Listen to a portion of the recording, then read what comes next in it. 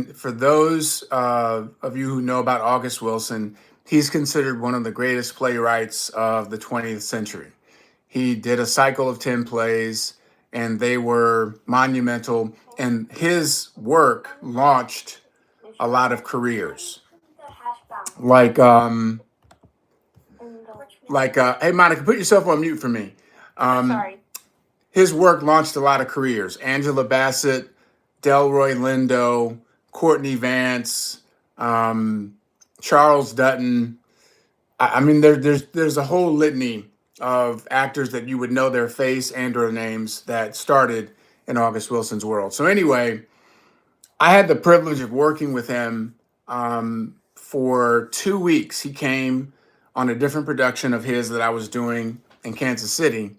And I was able to sit at his feet and just listen to him tell stories of how he became a playwright and how he dropped out of high school and went to the library. He just went to the library. He didn't, he told me the story of he would cut school. And when he would cut school, he would go to the school and shoot baskets at the hoop because the basketball rim was in the purview of the principal of the school. So if the principal looked out the window, he could see the basketball hoop and he would hear his name, August dribbling the ball and shooting. And he said he did that because he was waiting for the principal to come and say, "Why aren't you in class?" The principal never came. So he just said, "I'm going to go to the library. And instead of taking classes that I have no interest in, I'm going to study subjects that I have an interest in."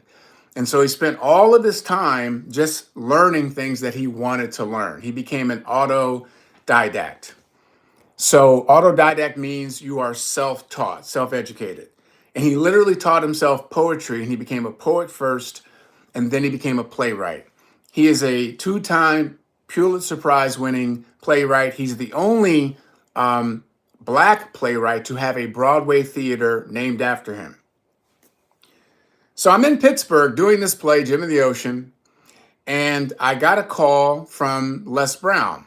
And Les Brown says to me, "I need you to go to Seattle. There's an event happening. I can't go. I need you to go there. I want you to just collect all the data, do the intel." And that event in Seattle was the Millionaire Mind Intensive.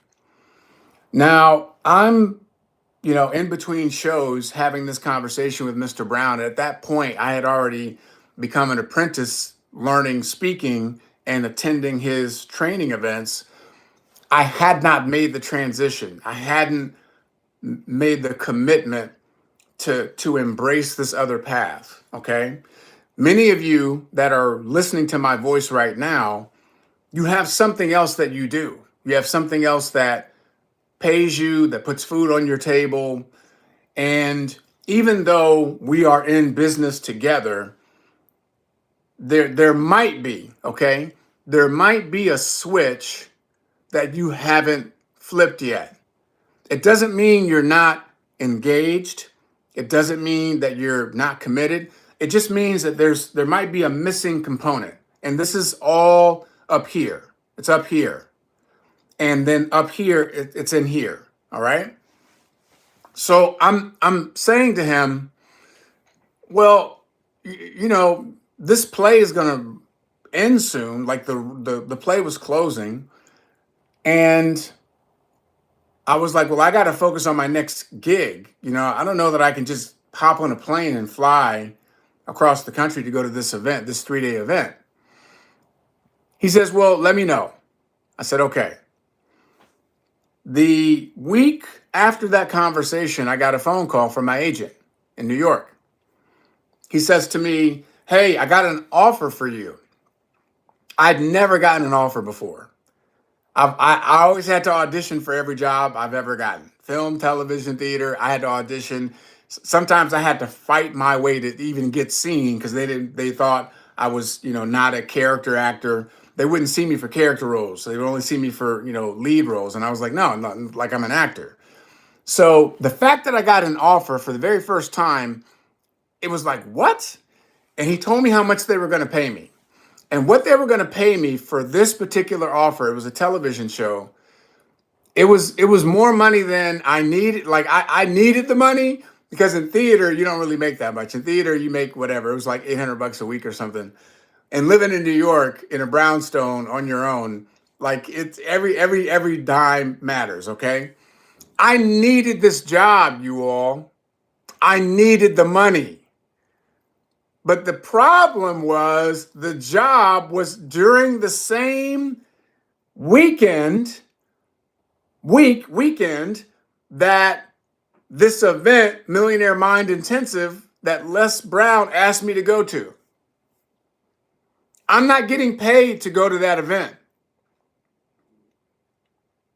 I was never on Les Brown's payroll. Les Brown never paid me a dime. There's no record of any compensation for the work that I did the work for Mr. Brown because I understood being around his thinking and being in his orbit would pay me exponentially down the line if I applied it. I was playing the long game. I understood that. So in one hand, I have an income that's offered in the profession that I had dedicated my life to. In the other hand, I have this opportunity to enter into a world that I knew little to nothing about. I had no idea who T. Harv Eker was. At that point in time, the Millionaire Mind, it's a book you all probably have heard of. It came out a long time ago. It's a really good book for blueprint. I didn't know what was about to take place with that whole thing. I couldn't have known it. Okay. Had no clue. I got to make a decision though. Am I going to stay on this path? Should I take the offer? I mean, I've put in a lot of time, work, blood, sweat, tears. I mean, I gave up everything to pursue this path of being an actor. I was unattached. My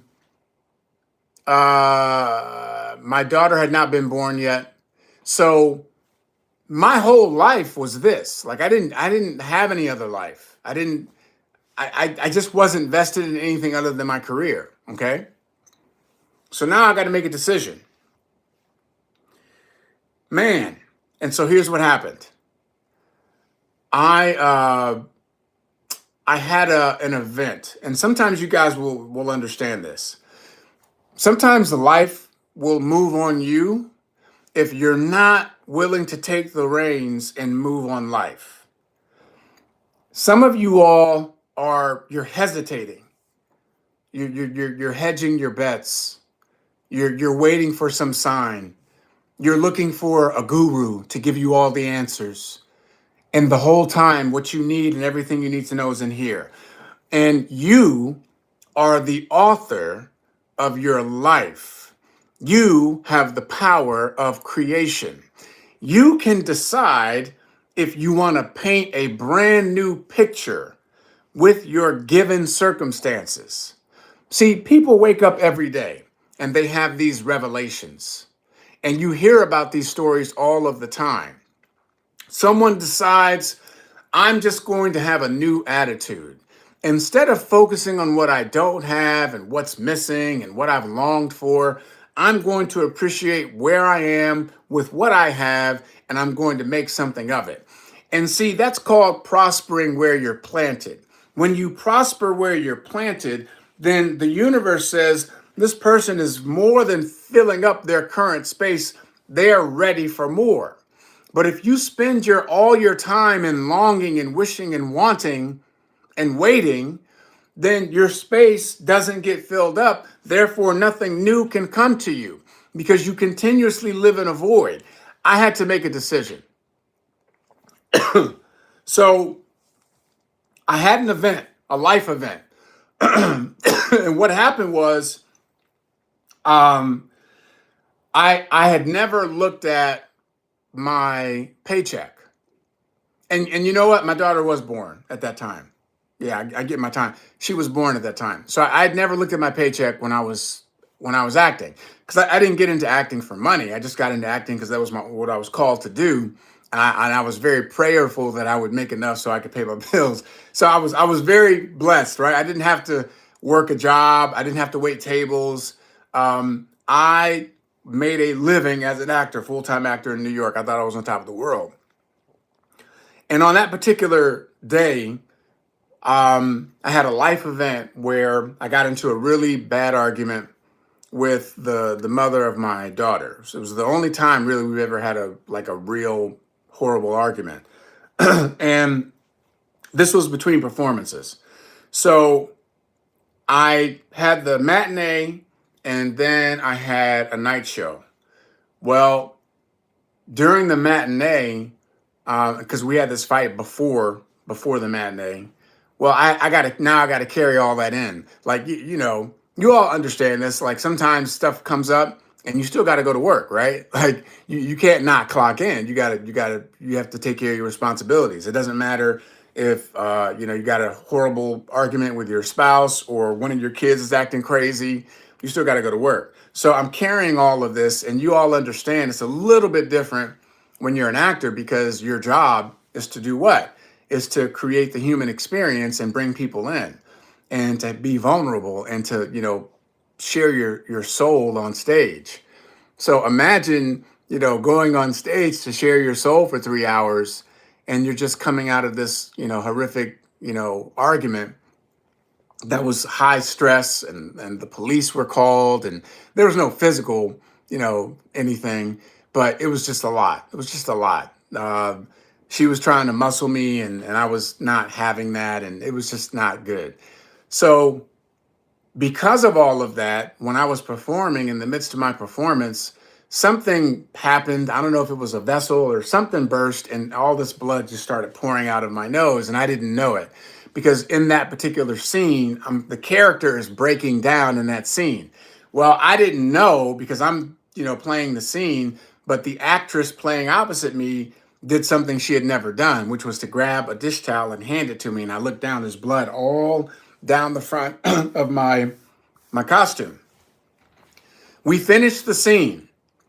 The audience doesn't know if they don't know. They think it's just part of the play, right? They're like, man, this dude's really like messed up. So fortunately, that was the last scene before intermission. So I had enough to get ice packs. I had about a 12-minute window to put the head back, get ice packs, stuff the nose up, blah, blah, blah. And fortunately, thank God, I was able to get through the second half of that show because I have to wear all white at the very end. And there's another big scene. And I'm like, please, God, like, please, Lord, don't let this happen again because I got to wear all white. So got through that. And between the the matinee and the evening show, for whatever reason, I'd never done this before because they would put our paychecks in our dressing rooms every week on Saturday. So I grabbed my paycheck before the evening performance and I went upstairs to the manager's office and I sat in a chair and I opened it up and I looked at it. I'd never done this before, ever. I looked at this paycheck and it was $680. So I told you guys you make about $800 a week, something like that. Might have been $850, but after, taxes and blah, blah, blah, it was $680. And I remember looking at that number and I was like, is this all I'm worth? $680 a week? I'm like literally giving my blood and my sweat and my tears on stage, 8 shows a week, 3 hours a performance. And this is it, $680 a week. And I had a moment. I love what I do, but in that moment, I was like, I'm being played. I am being pimped because I put it all together. It was like you have these revelatory moments. That was my revelation. Life had moved on me because I didn't take the time to move on it. And sometimes you got to have an external event to wake you up. You have to have an external push to bring you to your current reality and then wake you up to what's available to you. And because of that moment, because of me looking at that check, I had a different frame. And I had this conversation with myself. Some of the most important, most dynamic, empowering conversations we're ever going to have, it's with ourselves. And I said to myself, Ed, you are so fearless on stage. Why are you not that way in your life? What is wrong with you? What are you doing? Like, you're not going to go to this event. It's called the Millionaire Mind Intensive. What do you stand to gain?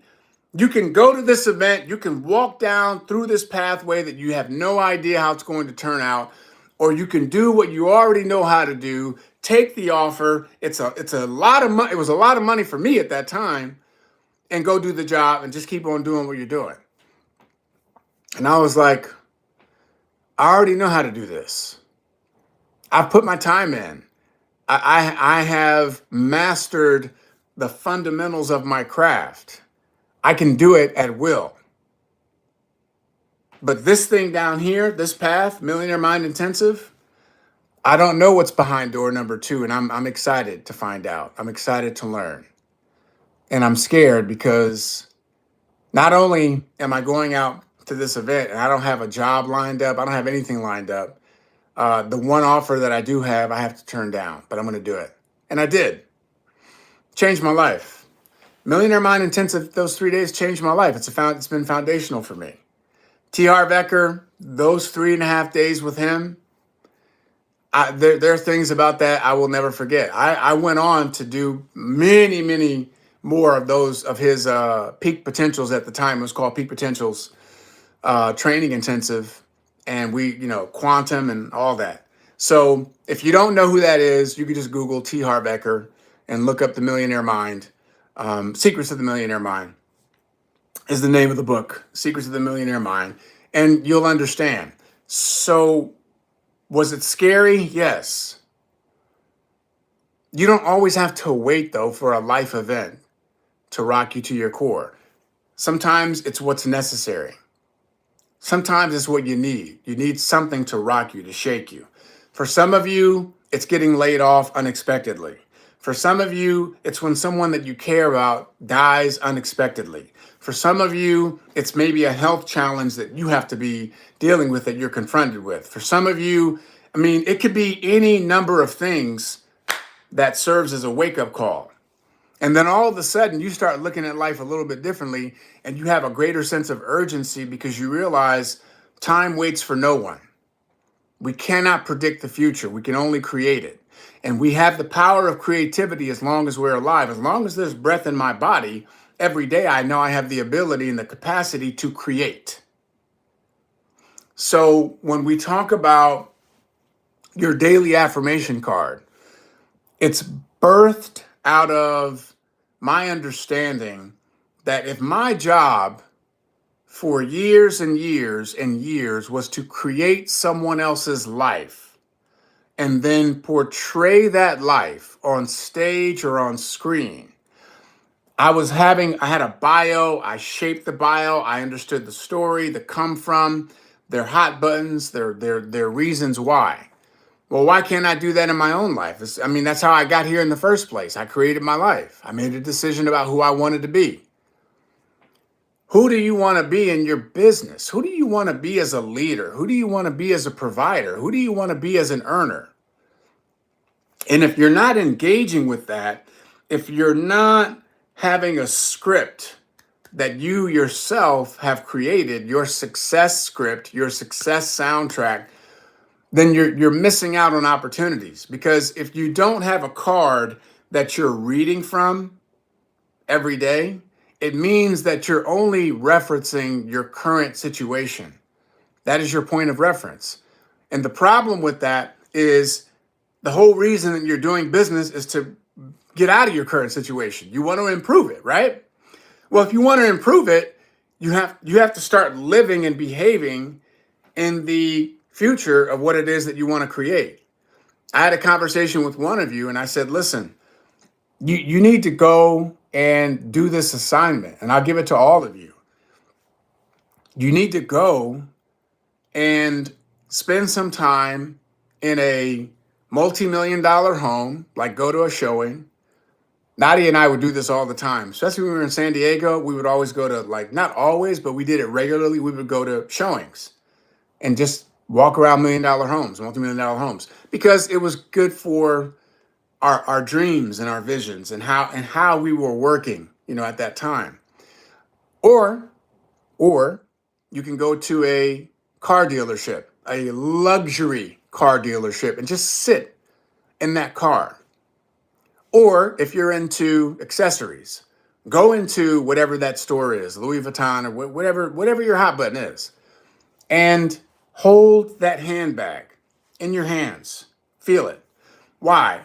Because if someone took the time, if a bunch of people came together, right, to have the craftsmanship to build and create this multi-million dollar home, or this $400,000 car, or this $25,000 handbag, if someone had the vision and the discipline and the craftsmanship to create that because they knew there was going to be a buyer, it was going to be someone else's dream coming true. And it's not so that you say, well, Ed, I don't want a Rolls Royce. It's not about you wanting a Rolls Royce. It's about you sitting in the experience of it so that you understand what's available to you. Why is it only available to this block of people? Why can't it be available to you? And see, it's much more powerful for any of you to say, man, I remember sitting in that car and the smell and the detail and the craftsmanship. They have an umbrella in the car door when you open it. There's an umbrella that comes out of the compartment, and there's a massage, built-in massage button on the chair. I had no idea that this was even available. But because I had that experience, I started to raise my lid of what's available, which then raised my awareness of my own capacity, which in turn helped me become a better producer, a better leader, and get better results. And no, I never bought the Rolls Royce, but I can now if I want to. If I want it, I can have it. I just don't want it. That's a different conversation, ladies and gentlemen. That's what we're doing. It's about putting yourself in the position to say yes or no. Not to have to say no because you're not in the position. Okay? So let's have somebody step up. Who would like to just do a little exercise with me? I just need a volunteer. I'll go. Okay. So let's talk about some of your, let's say right now, we're gonna build you. We're gonna create the alter ego. You know how they say when Beyonce gets on stage, she becomes Sasha Fierce? This is gonna be your Sasha Fierce, all right? So this is the alter ego. This is your superhero. This is the one that you come to that's going to rescue you when things get challenging. This is who you turn into. Think about who you want to be. And we're going to come up with some characteristics. And I just want you to give me some descriptive words that come to your mind when you think about this ultimate version of yourself. Give me some descriptive words. Okay. Now? Yeah. Relentless. Relentless.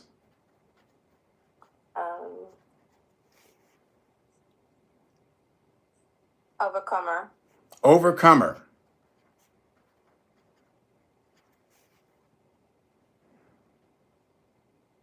What's the word? Wait, I'm thinking of the word. True friend. True friend. Servant leader. Servant leader. Love that.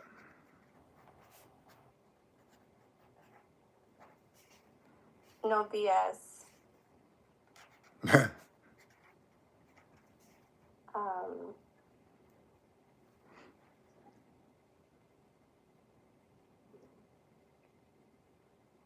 Dreamer.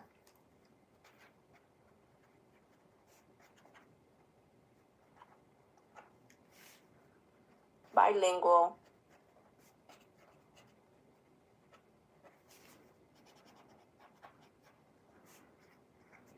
Mom. Wife. Businesswoman. Good.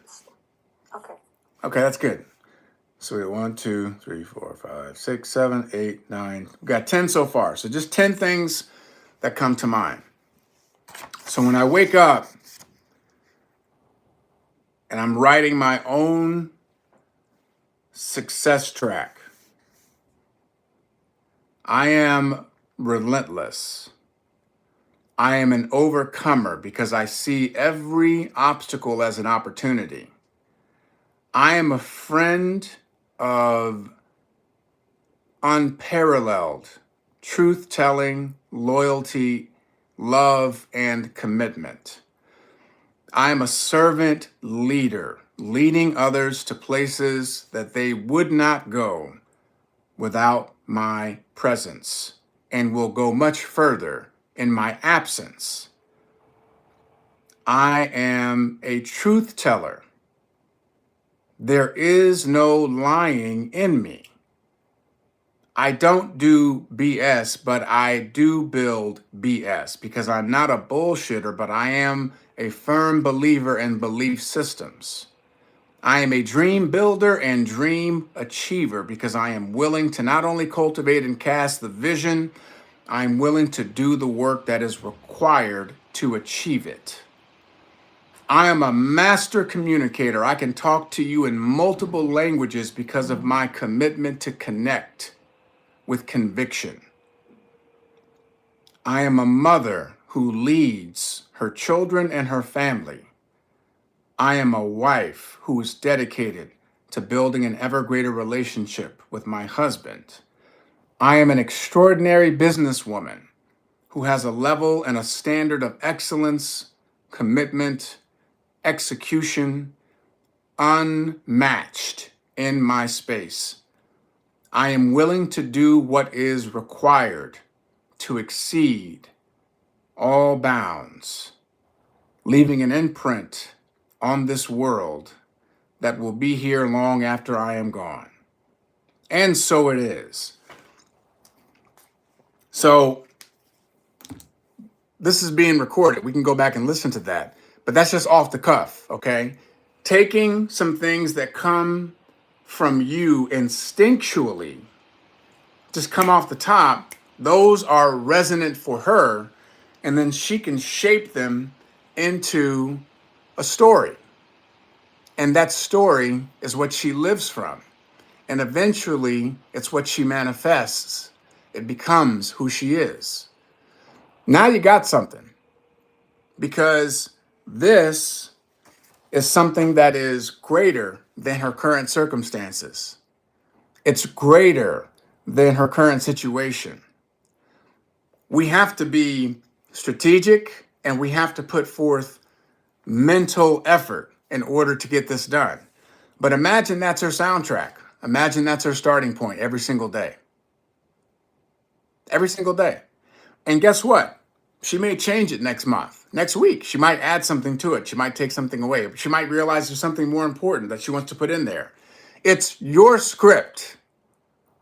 You get to make it, and you're the star, the writer, producer, director. You are at the center of that story. It can be whatever you want it to be. And that's the power and the beauty that you have. That's really good, though. Thank you for playing along. That was really good for sharing those. One more person. Give me one more.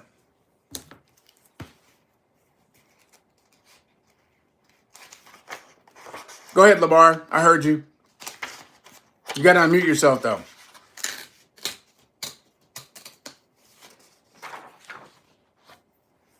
Lamar, if you're talking, we can't hear you. You're still muted.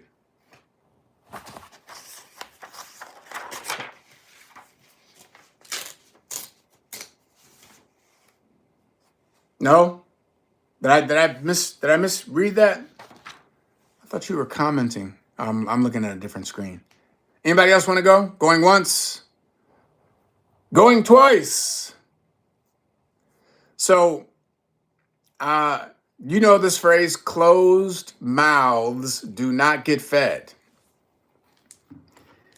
If you're unwilling to get uncomfortable, then that speaks to why you are where you are right now. Whenever there's an opportunity, and I learned this when I went to college, I entered into college on probation because I had not good grades. I was not a good student.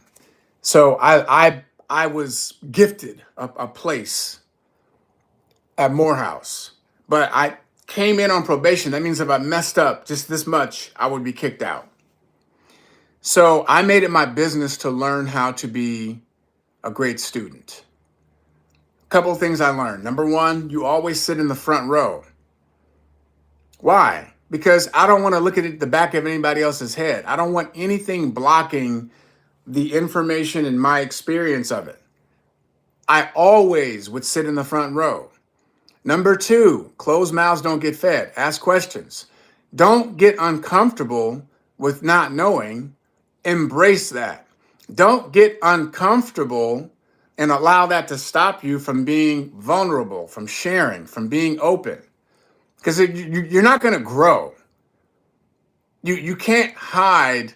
I mean, you can. You can hide behind the mute button. You can hide behind not turning your camera on. You can do that. But again, that's indicative of why you're getting or not getting certain results. Nothing is going to change until and unless you do. And so I learned those lessons early, and it has served me immeasurably throughout my journey. Living different lives, having different careers, having different markers.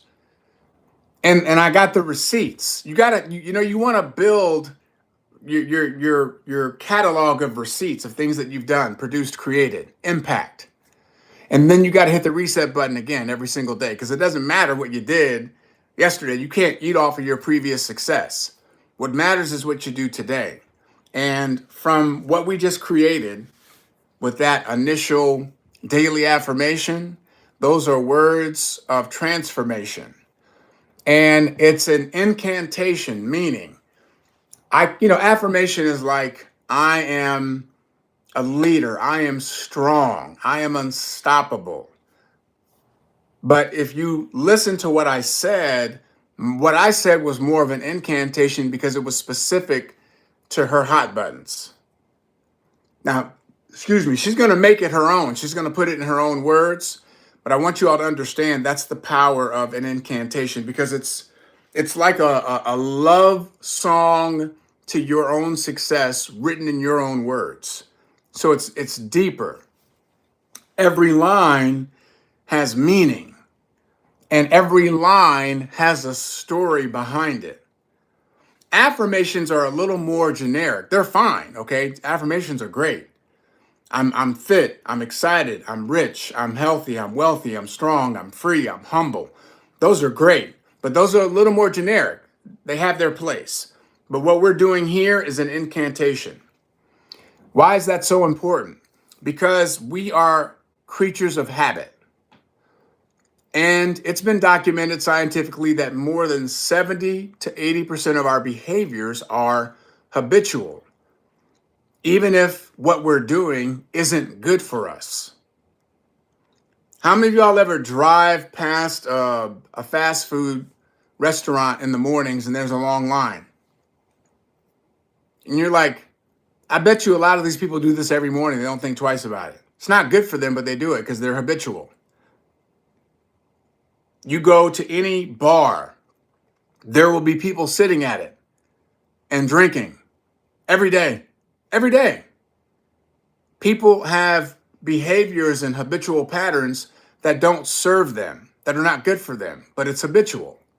So imagine this. If 70 to 80% of our behavior is habitual, and on top of that, a majority of our self-conversation is negative. We beat ourselves up. We talk down to ourselves. We use negative language in order to describe our current situations. We focus on, again, what's wrong, what we don't have, what's not happening. And then we rinse and repeat, because what we do with a negative event, what we do with a negative happening, is it only happens once, but we replay it in our minds over and over and over again. We've all done it. And we marinate in our misery, and we become prisoners to our past. And now we're stuck in that repeat loop. That's why you've heard the phrase, the rich get richer, the poor get poorer. Why does that phrase exist? Because poor people, they keep living from the same belief construct, which gets them mediocre results, which causes them to put forth less effort, which confirms their belief in the first place that they're not supposed to be rich. They're living from a story and a soundtrack of poverty and failure. And the only way they can get some level of relief is by having certainty and predictability, which creates security and comfort. Think about it. How many of y'all have ever driven past a housing project, you looked at it from the outside in, and you said to yourself, how are people living like that? You ever had that experience? How are they living in this squalor? Now, I understand.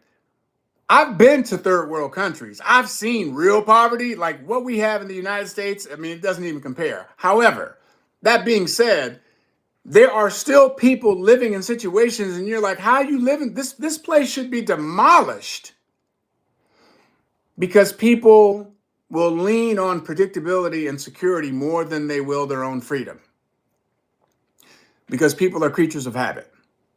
So no matter your dynamic, if you're not actively creating your own success soundtrack, your own incantation, it means you're living from only that which is your current situation, which is why you keep repeating the same cycle over and over and over again.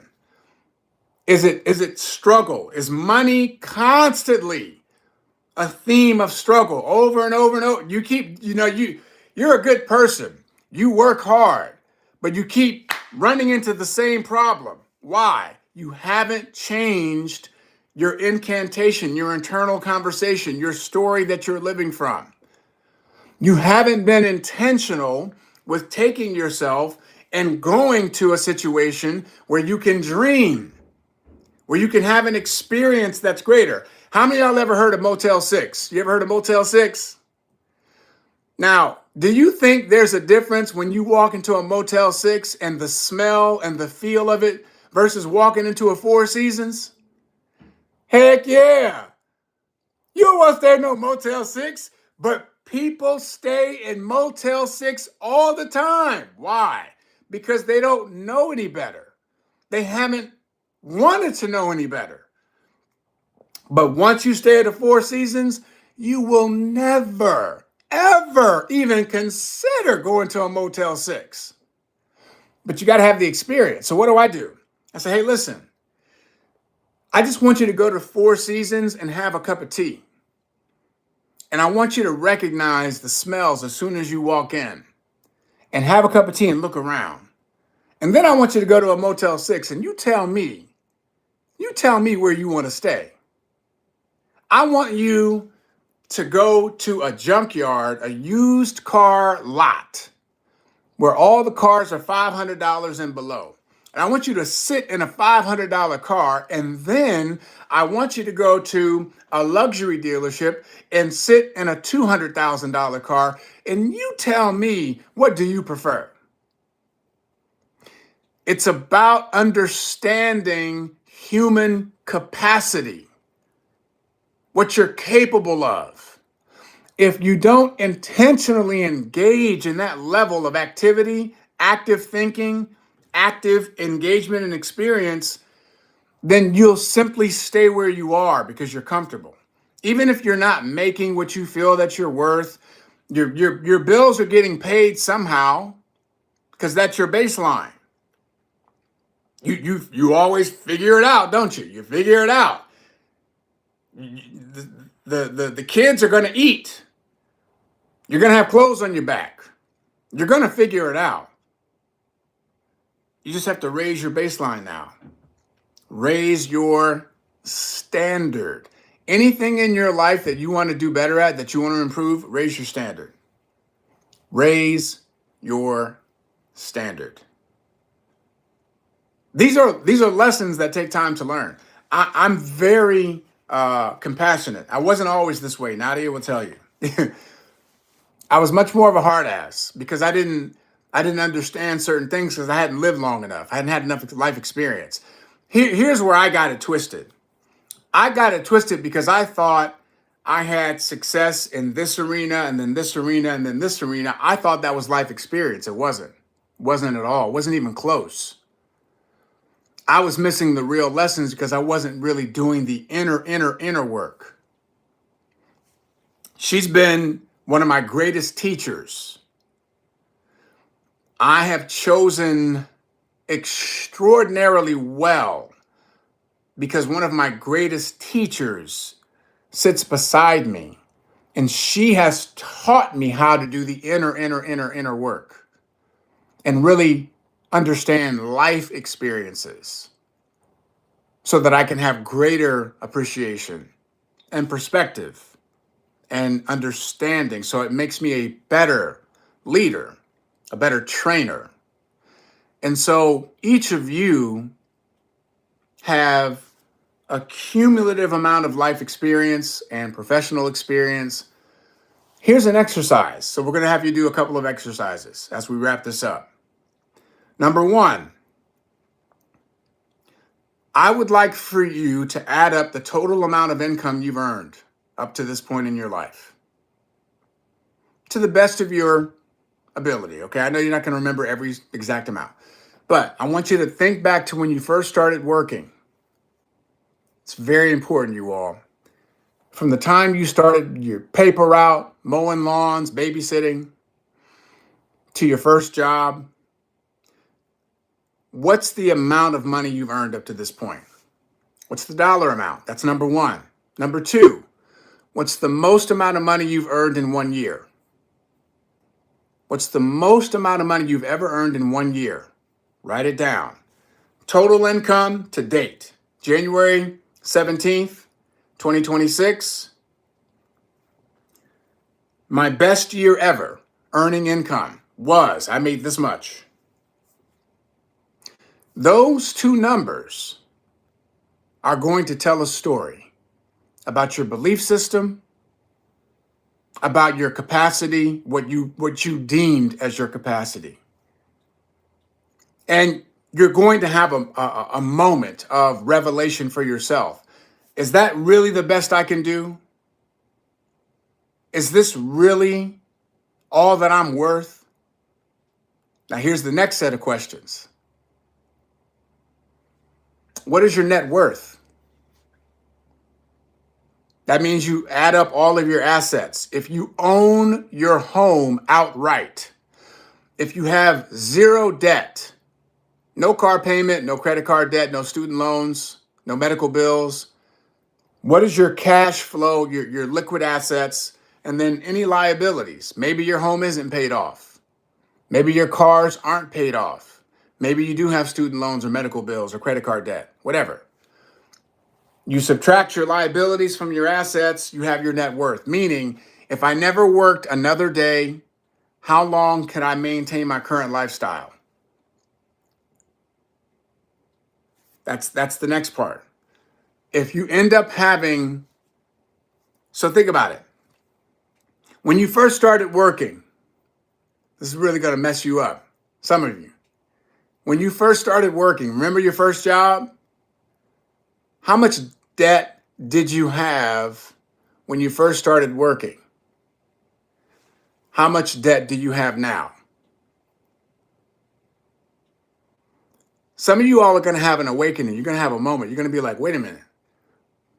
I wasn't making a lot of money when I first started working, but I didn't have any debt. When I look at the total amount of money that I've made up to this point in my life, and I look at the debt that I have, oh, snap. That's what we call a wake-up call. Oh, that's when you, oh, man, you sit up. Okay, I got to look at some things. You know why it's important to do it? Because most people never do. They never stop, look, and listen. Why? Because we're not taught to. It takes a catastrophic event.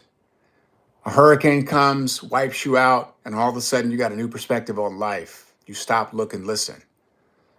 Someone dies unexpectedly. You stop, look, and listen. You get laid off unexpectedly. You stop, look, and listen.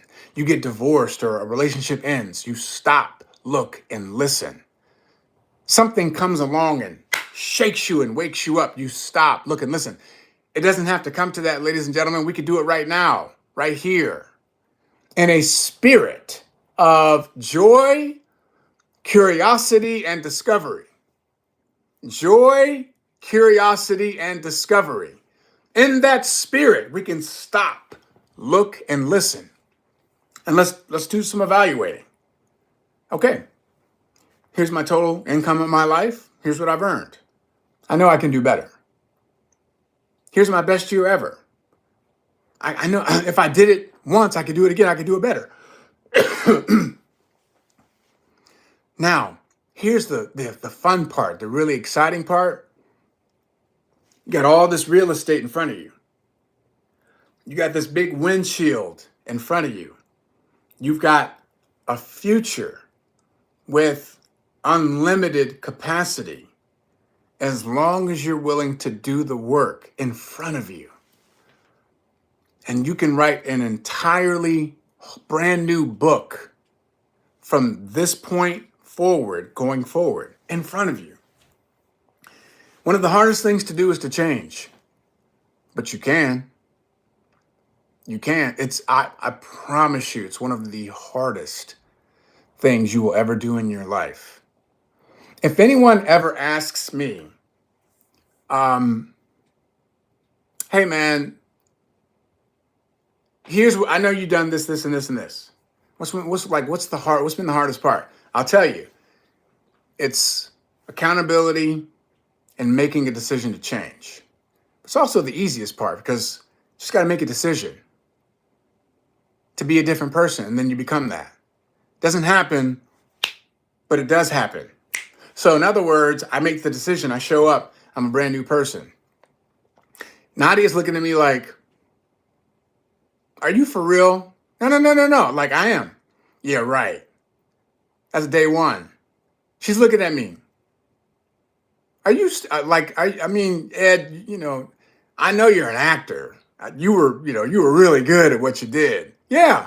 No, no, for real. It's month 9. She's still looking at me like, I don't know.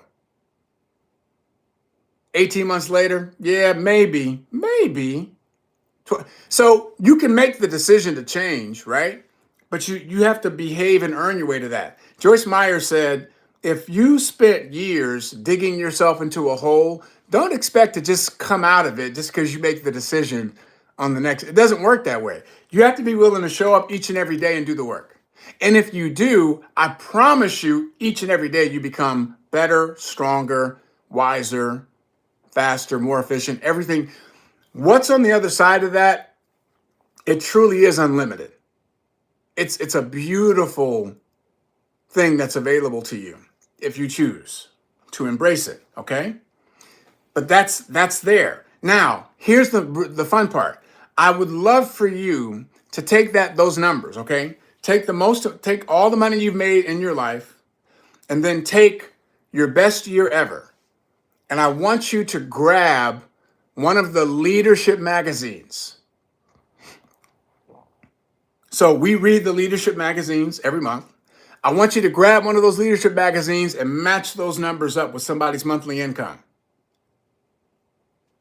Match those numbers up with what somebody's earned in the last year or 2 years. Some of you are going to find individuals that have made in, let's say, 3 to 5 years what you've made in your entire life.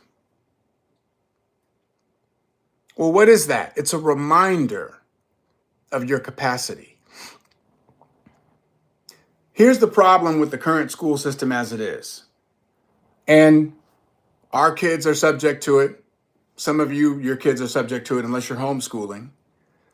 The problem with the current school system is the kids, most of them are the same age. And so now you're going to school and you're developing with a bunch of other kids who are your same age, which means they're just as stupid as you are. Like, how much growth can take place? I don't know about you all, but I learned a lot more from some of my cousins who were 5, 6 years older than me. I learned a lot from some of my aunties and them than when I would go visit and hang out for a couple of days. And I got so much perspective from different, because there was different ages and levels of life experience. It grew me exponentially far more than my peers. I love my peers, but we're all just as stupid. So when you put yourself in an environment of higher achievement and people are actually living that, it's like, oh, there's so much more up here. Wow, there's so much more up here. Whereas in your everyday surroundings, okay, this is not a negative or a positive, okay? Understand that. It's the reality. If you're hanging around a bunch of people who make pretty much what you make, how do you expect to grow to a greater capacity or belief or even consider it? That's why you never had a daily affirmation card in the first place, because nobody that you're working with has one either, right? They're all suffering just like you are in silence, resigned to a life of less than extraordinary reach. How much money did you make last year? Ask any of your colleagues that and watch how crazy they look at you. Some of them will even get offended. Why are you all in my business? Because deep down inside, they're embarrassed. They don't want to tell you because they know they're overworked and underpaid. They know that. What do they tell you at the workplace? Don't talk about what you pay, what you make. Why? Because the owners know that they're playing you. That's why they tell you not to talk about it. That's the dumbest thing I've ever heard in my life. If I'm working with you, I would like to know what you're making so I know what's available. But if we're doing the same job and I'm putting in more effort and more hours and you make more than me, I would have a problem with that. Happens all the time. That's why they want you talking about it. So, ladies and gentlemen, that is your assignment. How much have I made total, to the best of your recollection, guesstimation? How much have I made total up to this point in my life? What's the best year I've ever had income-wise, ever? What's the best year? Look at those numbers. What is my net worth currently? Adding up all of my assets. I own my home and all of our cars are paid off. If we were to sell everything, here's what we would get. All of our liabilities, here's what we subtract your liabilities from your assets. Which number is greater? Some of you might have a negative net worth. I don't know. Then you say, hey, is this the best I can do? Obviously not. I got to start reaching and stretching. What is my assignment? I'm going to go to a multi-million-dollar home showing, or I'm going to go to a luxury car dealership, or I will go to, if I'm into accessories, I'll go to a really nice, Louis Vuitton store or whatever. Hold that bag. Give me your most expensive bag. I just want to hold it. I want to feel it. I want to have that experience. Take a picture. Do a short 2-minute video just for you. You don't have to share it. You don't have to share it. Do a video you talking into the camera about your goals and your dreams. Be vulnerable. Be open. You never have to share it. Maybe you'll share it 5 years from now when we're all sitting around, doing one of our masterminds in one of our favorite locations in the United States or somewhere else in a different country. You can share it then. But that's your assignment.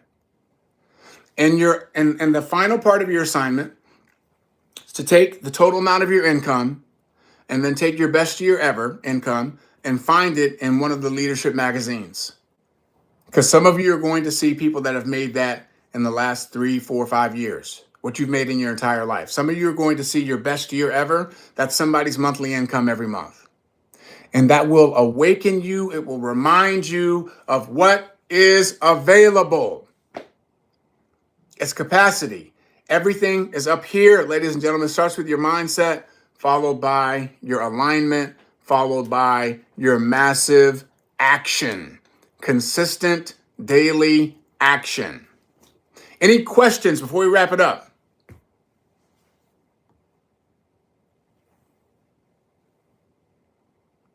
Excellent. You guys have been